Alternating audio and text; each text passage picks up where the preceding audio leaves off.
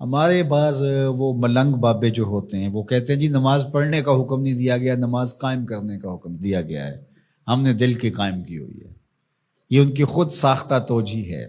نماز قائم کرنے کا حکم اہل ایمان کو دیا گیا حضور کی وساطت سے، اور حضور علیہ السلام کو حکم دیا گیا کہ نماز قائم کریں، تو آقا کریم علیہ السلام سے بہتر اس کا مفہوم کون سمجھ سکتا ہے؟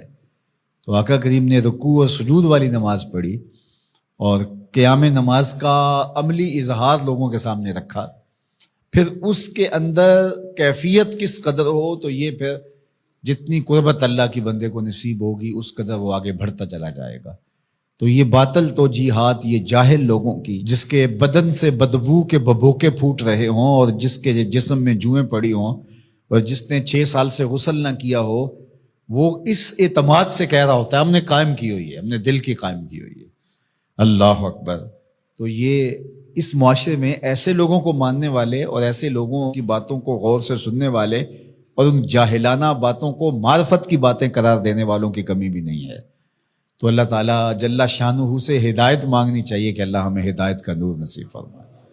تو اقامت نماز سے کیا مراد ہے؟ اس کی فرائض کے ساتھ ادا کرنا، یا پھر رکوع سجود تلاوت کا اتمام اور اس میں خشوع کا اور خضوع کا اظہار اور اس میں مکمل ڈوب جانا کہ گویا تم اللہ کی عبادت کر رہے ہو تو اس کو دیکھ رہے ہو۔ اور حضرت عثمان غنی رضی اللہ تعالیٰ عنہ فرماتے ہیں کہ جس نے صحیح وضو کیا، حضور علیہ السلام سے روایت کہ جس نے صحیح وضو کیا جس طرح میں نے وضو کیا ہے اور 2 رکعت پڑھی اور اس میں اس کو کسی غیر کا خیال نہ آیا تو اللہ تعالیٰ اس کے پچھلے سارے گناہ معاف کر دیتا ہے صرف 2 رکعت سے۔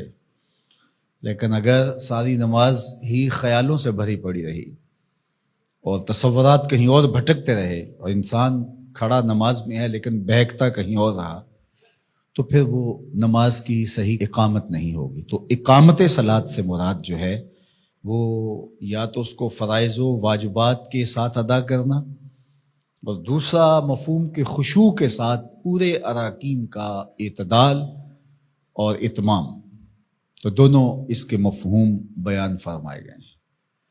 تو ظاہر ہے کہ ابتدا کے اندر تو کوشش ہوگی کہ فرائض واجبات پورے ہو جائیں، تو وہ خشوع اگر نہیں بھی حاصل ہو پایا تو پھر بھی کوشش جاری رکھنی چاہیے، نہ یہ کہ اب وہ تو کیفیت ہی نہیں نصیب ہو رہی تو میرا نماز پڑھنے کا کیا فائدہ۔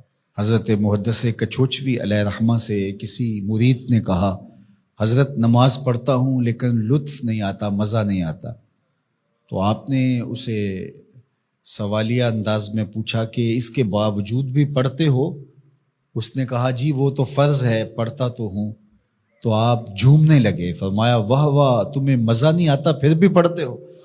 اس کا مطلب ہے تم مزے کے لیے نہیں اللہ کے لیے پڑھ رہے ہو۔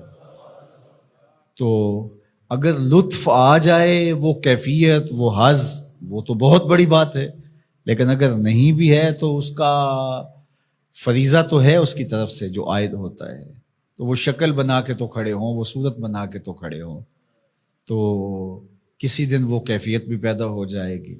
خورش دے بدر را جو کب کو حمام کہ یک روز افتد ہمائے بدام۔ سعدی شیرازی فرماتے ہیں کہ دانے ڈالتا رہے، چوغا ڈالتا رہے، کبھی کبوتر آئے گا، کبھی کوا آئے گا، کبھی کوئی اور فاختہ آ جائے گی، لیکن کسی دن وہ بھی آ جائے گا جس کے لیے تم یہ سب کچھ کر رہے ہو۔ تو اس لیے محنت کو جاری رکھو، کوشش کرتے رہو، تو ایک دن انشاءاللہ اس کیفیت میں بھی چلے جاؤ گے۔ دروازہ کھٹکھٹانا چھوڑنا نہیں ہے، دستک دیتے رہو، کبھی تو بوا کھلے گا نا، کبھی تو آواز آئے گی کھلا ہے دروازہ آ جاؤ اندر، پھر اندر سرور کی وادی ہوگی، کیف کا جہاں آباد ہوگا۔ اور آقا کریم نے ہمارے لیے آسانی پیدا فرما دی کہ اللہ کی عبادت اس طرح کرو کہ گویا تم اسے دیکھ رہے ہو، اور اگر یہ نہیں تو کم از کم یہ کیفیت تو ہو کہ وہ تمہیں دیکھ رہا ہے۔ تو اپنی اپنی کیفیت ہوتی ہے، بہرحال نماز کو ترک نہیں کرنا، بھرپور کوشش ہو کہ خشوع و خضوع کے ساتھ نصیب ہو۔ تو نماز کی اقامت کا یہی مفہوم ہے۔